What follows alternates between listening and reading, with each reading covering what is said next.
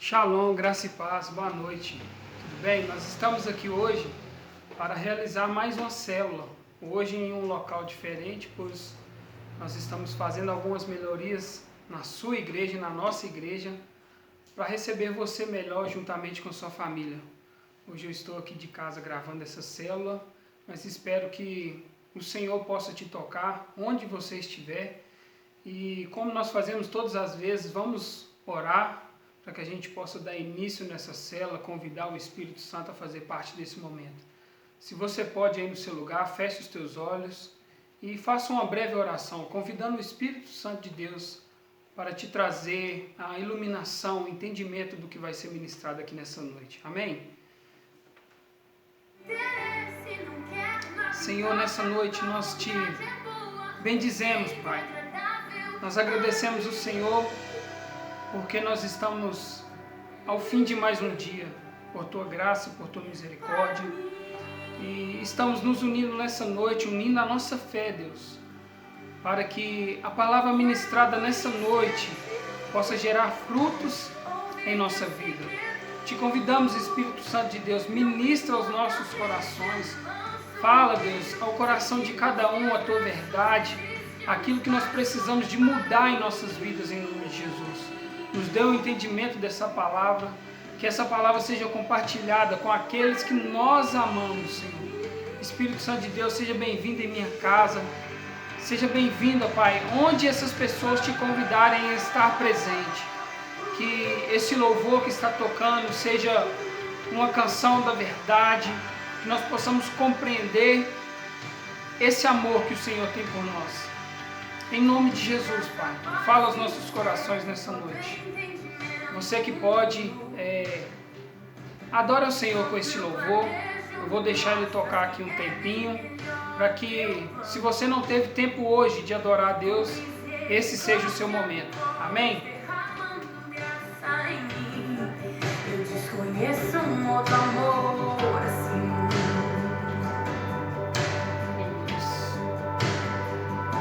E ao meu respeito, eu sei que só tens pensamentos de paz. Por teu sacrifício, hoje eu posso andar sem olhar para trás. Eu não compreendo tamanha bondade que está sobre mim. Eu desconheço um outro amor assim.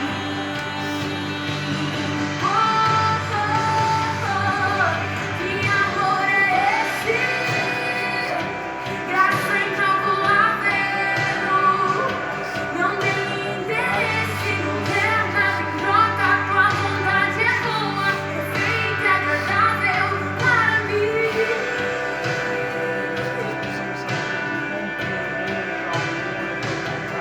Para mim. Quero mais desse amor, quero conhecer-te, ouvir teu segredo.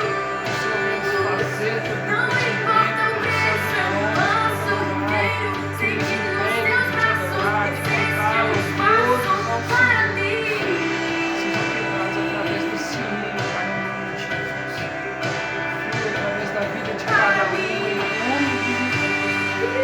Você que está sendo esse noite, nada E nada vai ocupar teu lugar em mim. E ninguém pode ocupar teu lugar em ti. E nada vai ocupar teu lugar em mim.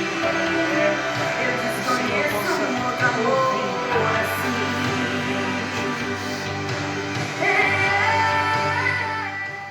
Você que pode aí, dê um aplauso ao Senhor, engrandeça o nome dele onde que você estiver. Amém? Eu quero compartilhar com você a palavra dessa noite, que se encontra no livro de 1 Coríntios, capítulo 2. Hoje nós vamos falar sobre a mente de Cristo. E o primeiro ponto que eu já quero trazer sobre a mente de Cristo é que a mente de Cristo ela é transformada para sobressair em toda situação, em qualquer dificuldade, seja qual for a circunstância. Hoje nós estamos fazendo algo diferente para que a palavra de Deus não pare, não cesse de ser pregada. Então que você compreenda nessa noite o que Deus quer falar ao seu coração, amém? Eu quero discorrer com vocês aqui alguns versículos e durante a ministração nós vamos ler versículo por versículo e espero que você compreenda. 1 Coríntios capítulo 2, Paulo vem falando de uma responsabilidade que o cristão tem de, quando ele aceita Jesus, colocar em prática a transformação que Jesus fez na vida dele. E ele veio escrevendo essa carta, respondendo algumas questões sobre a igreja, sobre algumas dificuldades que a igreja de Corinto estava passando. E eu quero trazer esses pontos para nós hoje.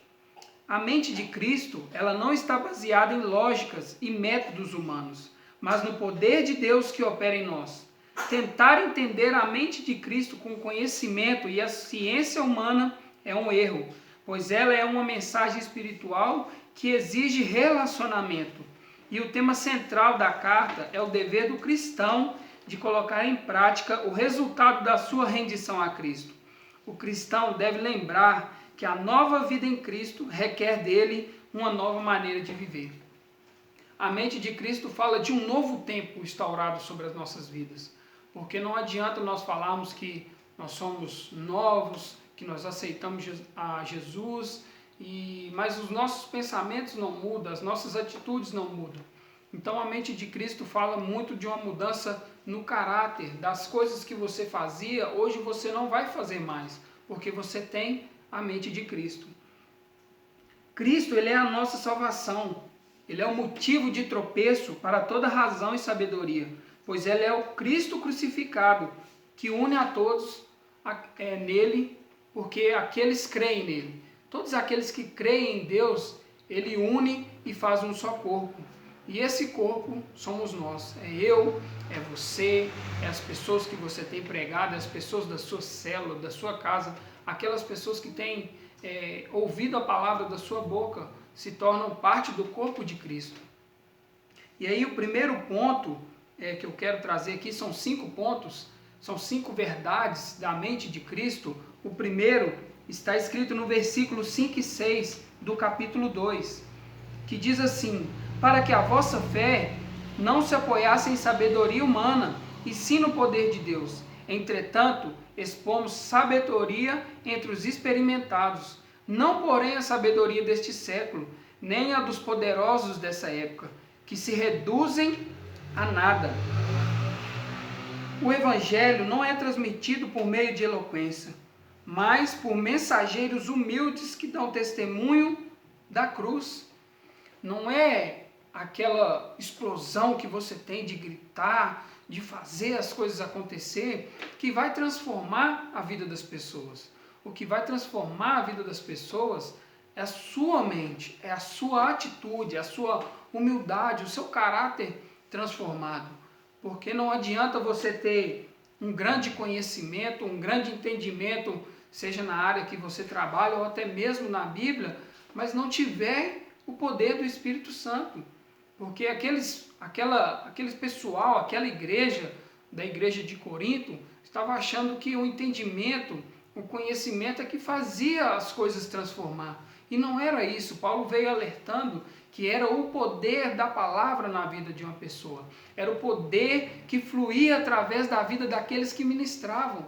Então não adianta nós termos um grande conhecimento se nós não pagamos o preço para ter o poder de Deus em nossas vidas. Foi isso que Paulo quis nos trazer nessa carta, no capítulo 2, que nós precisamos sim ter o conhecimento, precisamos sim entender, mas o que é mais necessário, o que é de maior necessidade, é o poder de Deus operando em nós.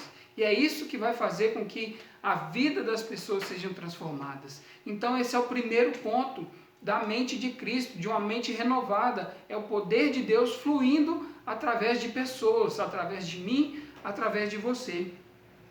Uma fé que se baseia no poder de Deus tem fundamento sólido e duradouro, porque Ele é um Deus constante, Ele é um Deus sólido, Ele é um Deus que tem certeza das coisas que Ele fala. Nele não há dúvida, nele não há um ressentimento de pensar, será que eu fiz certo ou será que era para fazer assim? Deus não tem esse tipo de pensamento. Para ele é sim, sim ou não, não. E quando nós temos essa mente transformada, uma mente renovada pelo poder de Deus que opera em nós, aquilo que nós vivemos, aquilo que nós falamos, aquilo que nós pregamos, se torna consistente, se torna sólido, tem poder para transformar e restaurar a vida das pessoas. O segundo ponto da mente de Cristo está no versículo 7, que nos diz assim: mas falamos a sabedoria de Deus em mistério, outra hora oculta, ao qual Deus preordenou desde a eternidade para a nossa glória. O Espírito revela os seus mistérios por meio de Deus, através da palavra. E essa é a nossa responsabilidade, pois somos ministros, como diz 1 Coríntios 4:1. Eu quero ler aqui para vocês. Assim, pois, importa que os homens se considerem como ministros de Cristo e despenseiros dos mistérios de Deus. A palavra despenseiros significa responsável por um território, responsável por uma área.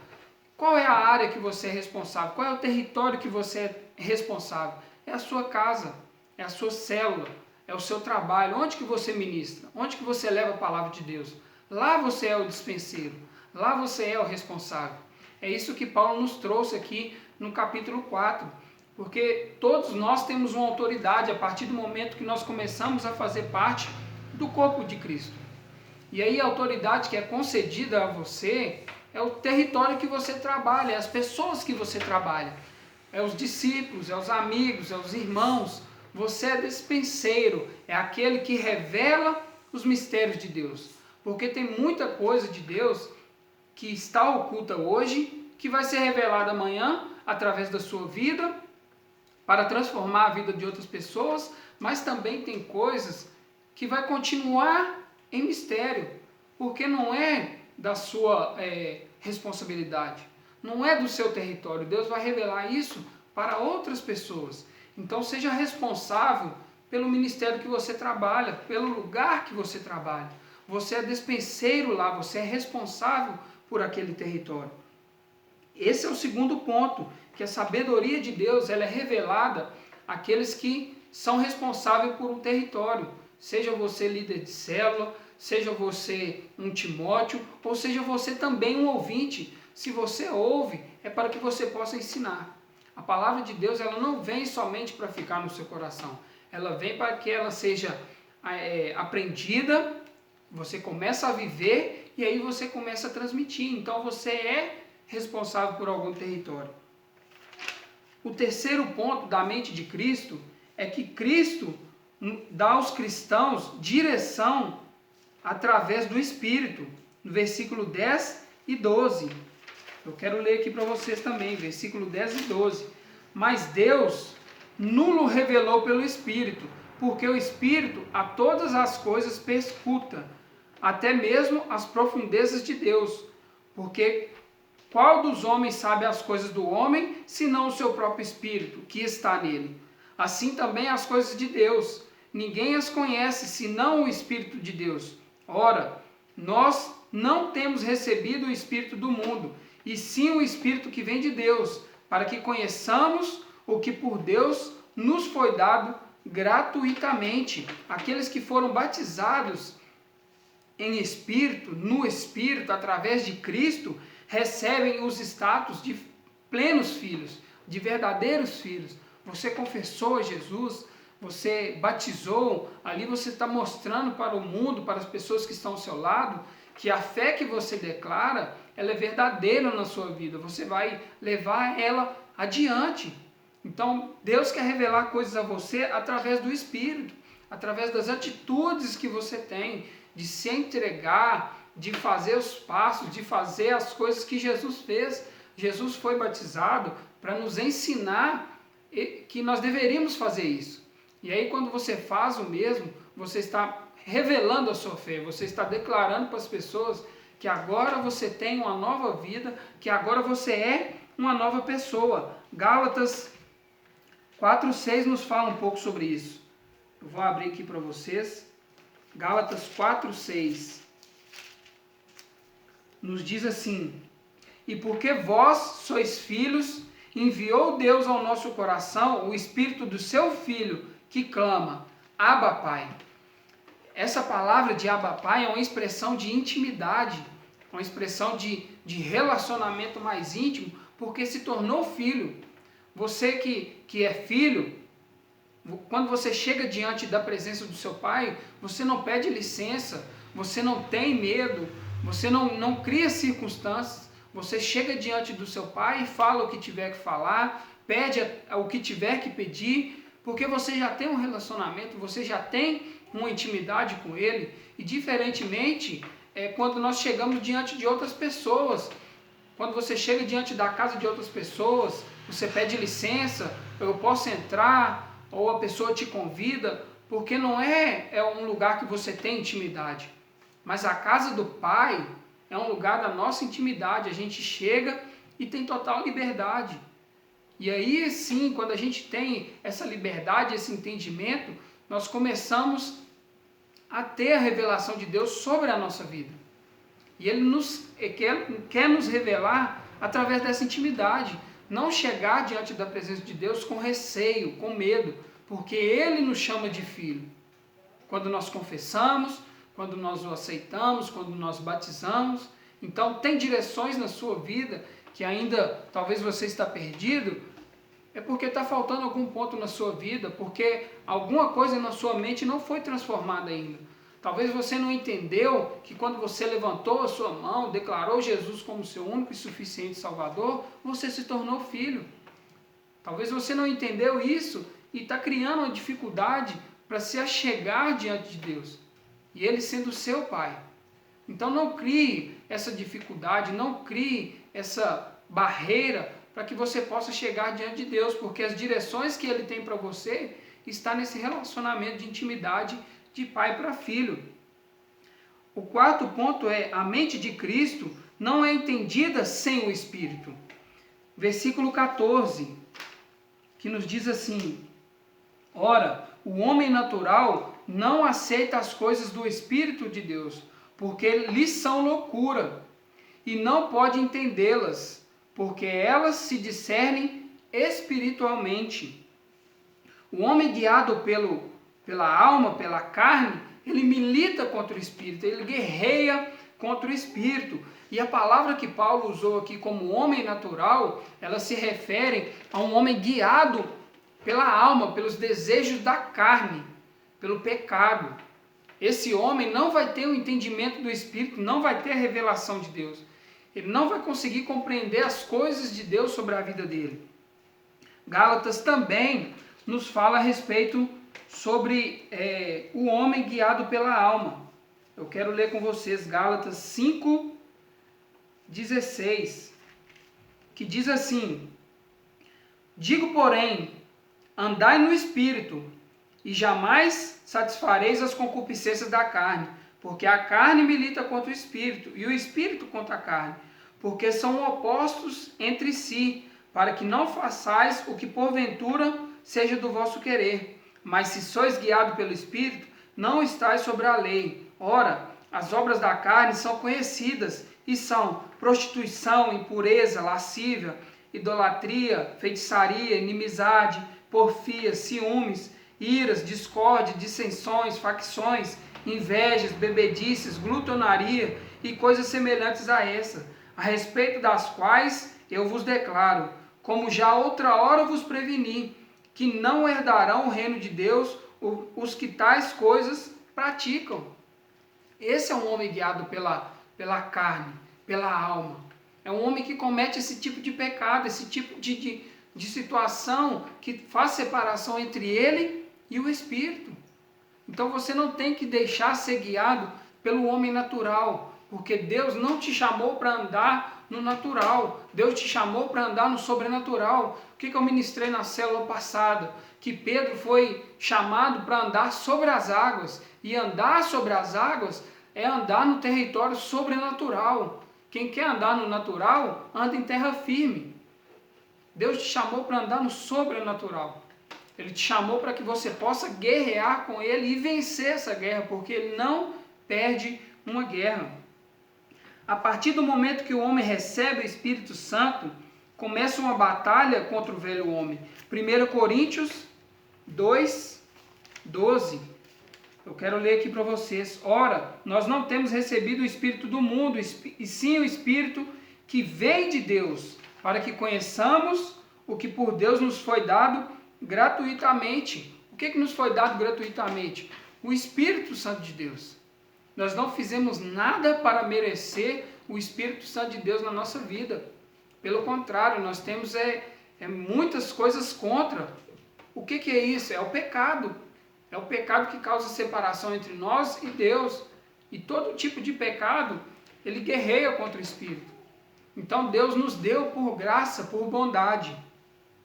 O quinto ponto da mente de Cristo é que a mente de Cristo dá aos cristãos direção. Versículo 15 e 16. Nos diz assim: porém, o homem espiritual julga todas as coisas, mas ele mesmo não é julgado por ninguém. Pois quem conheceu a mente do Senhor para que o possa instruir? Nós, porém, temos a mente de Cristo. As nossas ações demonstram se estamos de posse da mente de Cristo. Quem recebe a mente de Cristo com gratidão consegue compreender. Se você aceita o Espírito Santo de bom grado na sua vida, reconhecendo o seu pecado, assim como nós lemos nos versículos anteriores, que nós não estamos debaixo da lei, porque nós somos guiados pelo Espírito, porque a lei, ela denuncia o pecado. A lei, ela aumenta o nosso pecado, porque nós somos falhos. A todo instante, a todo momento, nós estamos cometendo o pecado. E a lei está aí para isso, para aumentar o pecado, para mostrar quão pecadores nós somos, quão injustos nós somos. Mas nós que recebemos o Espírito, nós não estamos debaixo dessa lei. Nós estamos debaixo da graça, do amor de Deus, o amor imerecido. Então nós temos que ter uma mente transformada, ter uma mente diferente, para que a gente possa compreender os planos de Deus. Qual que é a mente do pessoal, do mundo hoje? É a vacina, é a espera da vacina. Será que vai ter efeito mesmo? Será que vai ser bom? Será que vai ser ruim? E Jó, no capítulo 19, no versículo 25, ele nos deixa um relato do que é uma mente transformada. Jó nos fala que ele declara que o Redentor dele vive. Ele está à espera de um Redentor, de alguém que vai julgar a causa dele, de alguém que vai olhar para ele e tratar ele de uma maneira correta.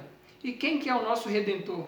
Quem que é aquele que vai nos julgar? Quem que é aquele que intercede por nós, que transforma a nossa mente, nos dá um entendimento diferente? É o Espírito Santo. Então, ter uma mente de Cristo, ter uma mente transformada, é olhar para a situação de uma forma diferente. Não é ficar ansioso, não é ter uma euforia com a chegada da vacina, não. Essa não é a mente de Cristo. A mente de Cristo é criar uma expectativa enorme, uma paixão aqui, um fogo de querer se encontrar com Cristo, de ir para um culto e voltar transformado, de ir para um culto, receber um milagre, receber uma cura, e o maior milagre é a salvação. Essa tem que ser a nossa mente, uma mente transformada, uma mente de Cristo. Porque a todo instante, Jesus estava preocupado com as pessoas, ele fazia obras de caridade, ele era um homem que curava, ajudava os necessitados, mas se você olhar a história e começar a ver as situações que quando Jesus curava alguém, ele estava preocupado com o maior milagre, que era a salvação. As pessoas queriam algo que elas não necessitavam de verdade, mas Jesus sabia o que eles precisavam. E aí ele trazia o que? A salvação. A pessoa ia pedir cura, ele curava, mas dava a salvação.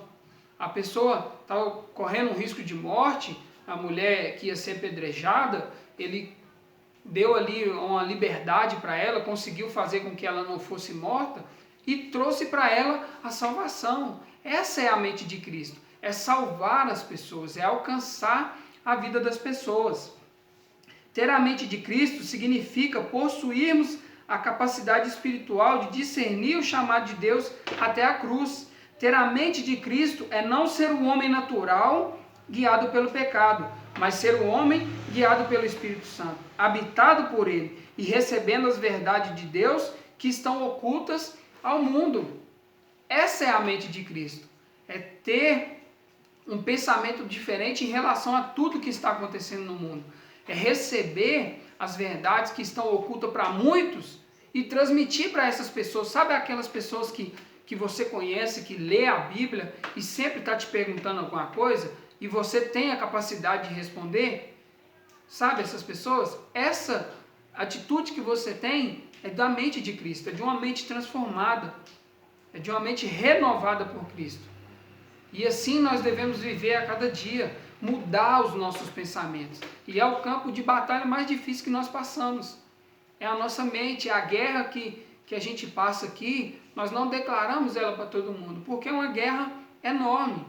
E aí quando a gente tem uma mente diferente, quando os discípulos entenderam, começaram a entender o propósito de Cristo, o propósito de Jesus aqui na terra, porque até então eles pensavam que Jesus seria um revolucionário, que viria para tomar o trono, arrancar os romanos ali daquela terra, mas Jesus não veio com esse propósito.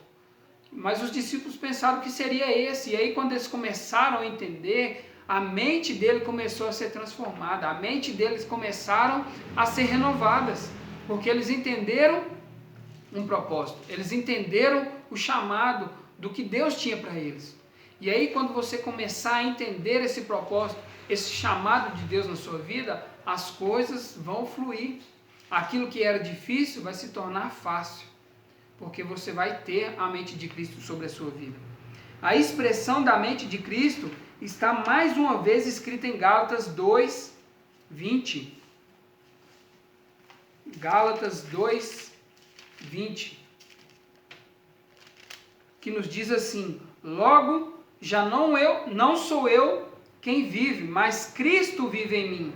E esse viver que agora tenho na carne, vivo pela fé do Filho de Deus, que me amou e a si mesmo se entregou por mim. Essa é uma atitude da mente de Cristo, de uma mente renovada, de uma mente transformada. Quando nós declaramos isso, que Cristo vive em nós, as nossas atitudes vão mudar. Então o seu dever como cristão, assim como Paulo vem alertando, é de transformar a sua mente, de levar o evangelho de uma forma diferente. É viver, é fazer as coisas de uma forma diferente. Para ter a mente de Cristo é necessário uma fé salvadora e não somente uma fé milagrosa. Não adianta você ter uma fé que faz milagres na sua vida, mas uma fé que não te salva, que não transforma a sua vida. Porque o milagre, ele pode mudar a sua vida por algum momento, mas a salvação, ela vai te mudar por uma eternidade. O fôlego de vida que Deus soprou sobre nós ali na criação, em Adão, em Eva, é o fôlego de vida, é uma vida eterna. Não viveu a vida eterna Adão e Eva por causa do pecado, mas Deus não mudou o princípio dele. O fôlego de vida dele em nossas vidas, na sua vida, continua a ser um fôlego de eternidade. Então não adianta você ter somente uma fé que o milagre vai acontecer na sua vida, se você não tiver fé para que você seja salvo. João, capítulo 1, versículo 12, nos diz assim: mas todos a quantos o receberam, deu-lhes o poder de serem feitos filhos de Deus, a saber, aos que creram no seu nome. Esse é o ponto mais importante para ter uma mente de Cristo. É aceitar Jesus como único e suficiente Salvador, porque quando nós aceitamos Ele como único e suficiente Salvador, Ele nos dá uma mente de Cristo. Ele nos traz uma transformação em nossa vida. E aí nós passamos a entender o propósito de Deus sobre a nossa vida. Então que hoje você tenha esse entendimento. Se você tem fé para acontecer um milagre na sua vida, glória a Deus, isso é muito bom. Nós precisamos de milagre, várias situações, várias coisas na nossa vida Só acontece por meio do milagre, porque milagre é só Jesus que pode fazer. Mas a salvação também é Ele e está somente nele. E talvez hoje você está distante, você está longe dos caminhos de Deus, mas hoje você quer voltar, hoje você quer ter a mente de Cristo. Você quer mudar o seu caráter, você quer mudar a sua maneira de pensar, você quer mudar suas expectativas e levar suas expectativas até Deus. Hoje é a sua oportunidade de declarar essa fé, uma fé que te salva, uma fé que te transforma, uma fé que te restaura, porque o maior propósito é a salvação. A maior transformação é a salvação. Ele morreu por nós na cruz para que a gente fosse salvo, para que a gente vivesse ao lado dele, no céu, na morada celestial. Então hoje ele está te chamando para ter essa mente transformada.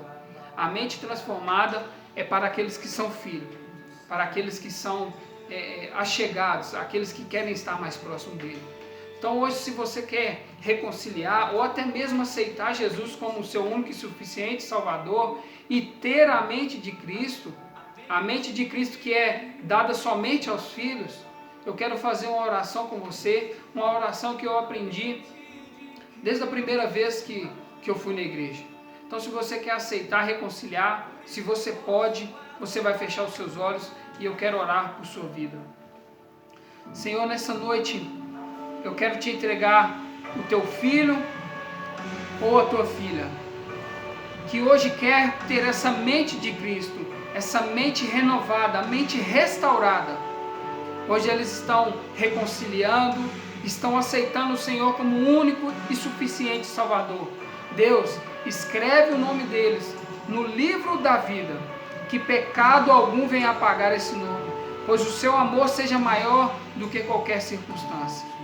As dificuldades, as guerras, não venha nos tirar, não venha tirar os teus filhos da tua presença. Pelo contrário, que a cada momento de guerra nós possamos se aprofundar em quem tu és e te conhecer e ver o Senhor lutar ao nosso lado essas guerras.